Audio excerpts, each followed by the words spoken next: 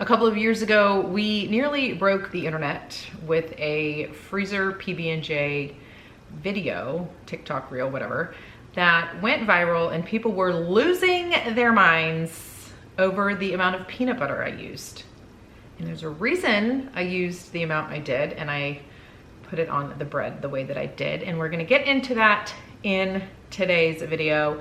Everything you need to know, all the rules and hacks for making freezer PB&Js. The reason to do this, you will save a ton of money and headache, heartache, rush ache, whatever you want to call it, in getting lunchboxes ready in the morning, because you can just grab them out of the bag, drop them into the lunchboxes, off they go to school. Okay, let's get to making peanut butter and jelly sandwiches for the freezer. And I'm also going to show you 2 other options and share with you a 4th option for different types of sandwiches you can make ahead and keep in the freezer. I've got my loaf of sandwich bread, and I like to use this particular variety because it's nice and square. A lot of times bread will have that like indentation from the way that it baked, but I am going to be using this nice square bread because it makes it easier to cut if you are using one of the sandwich cutting tools that we have. More on that soon. As for the spread that we're gonna be using, you can use a crunchy peanut butter, which is what I have here. You can use a creamy peanut butter. We're also gonna go over Nutella, the hazelnut spread, as well as a cookie butter spread. So here's the first rule, and this is where people lost their minds, my friend. You need to spread a thin layer of peanut butter onto each side of the bread.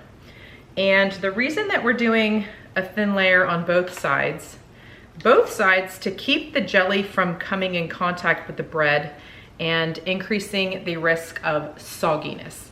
The jelly has more water content, the peanut butter is oil-based, so you want to put the water in between the 2 oil layers, and that will keep the jelly from making the bread super soggy.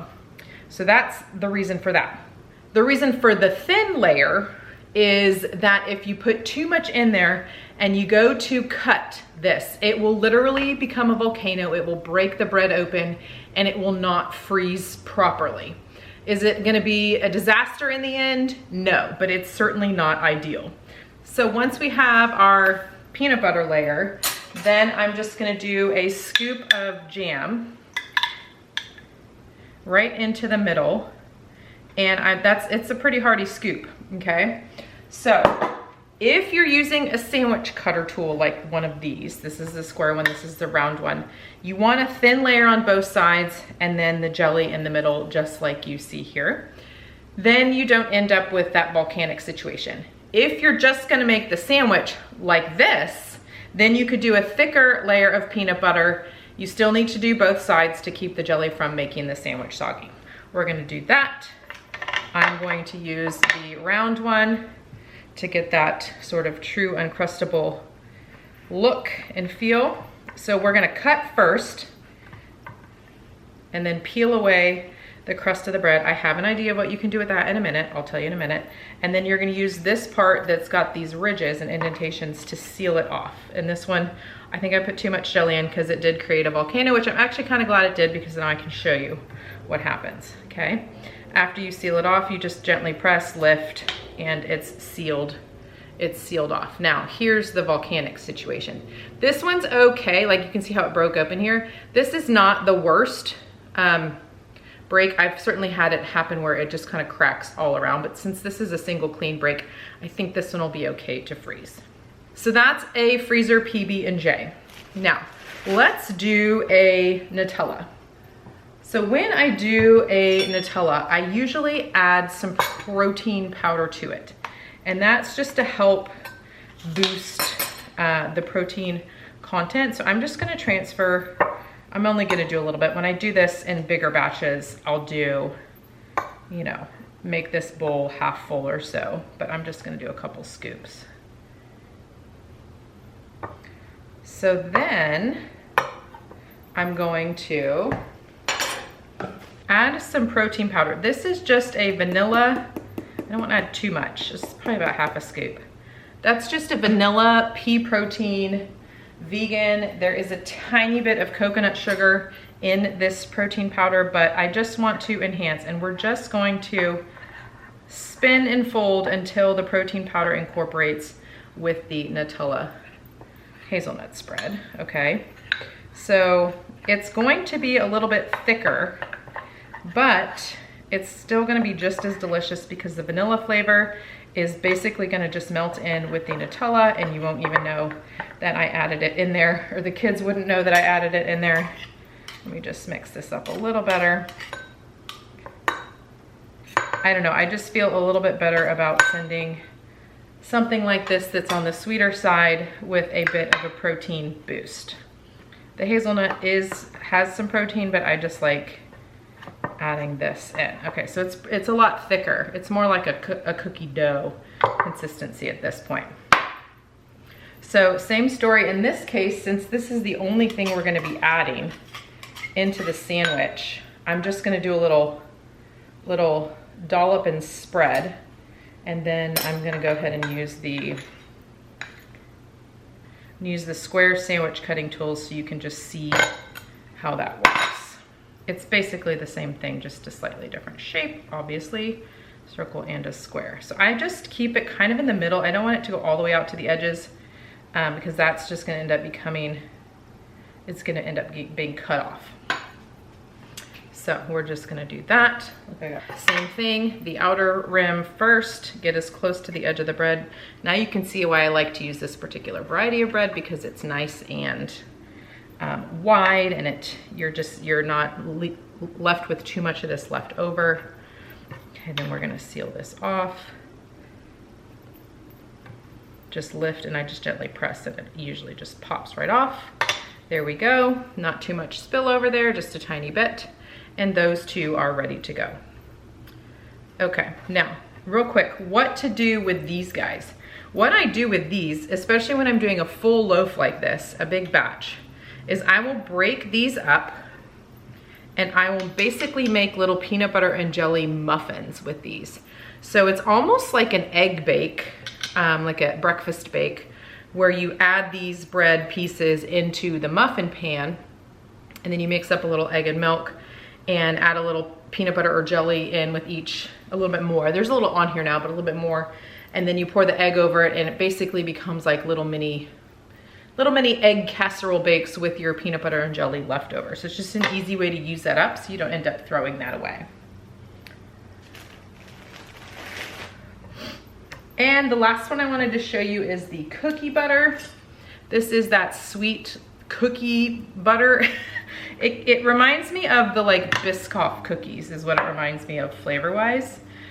Same thing, you could add protein powder in with it. It's already pretty thick. It's also really sweet. So protein powder would help a little bit with the sweetness and obviously boost that protein content. But that's, you know, I don't want to get another bowl out and do that for this particular video, but that's an option for you as well. So there we have that. Add it to the pile. Seal this off. Just make sure you kind of press on all four sides and then let it pop out. And there we go. So far we have 3 different ones made. Now, for the sake of the video and saving time, I'm gonna show you how I store these. So let's pretend I've used up the rest of the bread and the bread bag is empty. So what I typically do, the dogs are excited about this one. What I typically do is I'll break a napkin into like, basically we wanna create a slight barrier in between, and this does 2 things. It makes it easier to grab, they won't stick to each other in the bag. And then the second thing that it does is it absorbs any extra crystals from when we freeze these. So basically what I would do is take this little pile with that layer in between and add it back into the bag. Now pretend the rest of this bread isn't in here. I've already made probably about 10 to 11 sandwiches with this bag. 12 because I think somebody just made a sandwich, but that's fine. But that's the idea here. This creates a level of separation so they don't stick to each other. It also absorbs any extra freezer crystals, but at my house, these do not last in the freezer that long. So just a thin layer like this is fine. You could consider using parchment or freezer paper if you have that as well. When it's time to make lunches, all you have to do is grab one from the bag, the bread bag, add it into the lunchbox frozen. I don't usually send the paper napkin in lunchboxes. I usually just put it frozen in there, and by the time lunch rolls around, it is thawed out to room temperature and ready for the boys to enjoy. Doing this will help you save so much time in the mornings. Grab and go lunchbox situation is the goal here. Doing a whole loaf at a time and using these larger containers are gonna help you save pennies and pennies and quarters and quarters and dollars over time. It saves you a lot of money.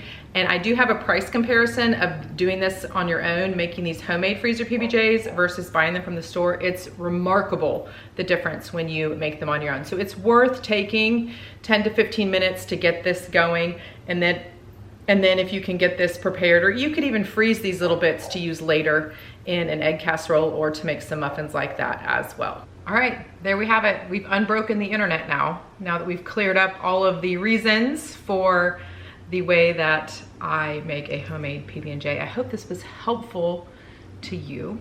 If you don't yet have the sandwich cutters, we have maybe some in our store. These usually sell really quickly, so we'll have hopefully a good stock that you can get some of these ordered. They're just one of those tools that I use year after year, and really great to have in your kitchen if you have kiddos that are going to school, or if you're taking PB&J for your own lunch. Get one for yourself, make this process a little bit easier.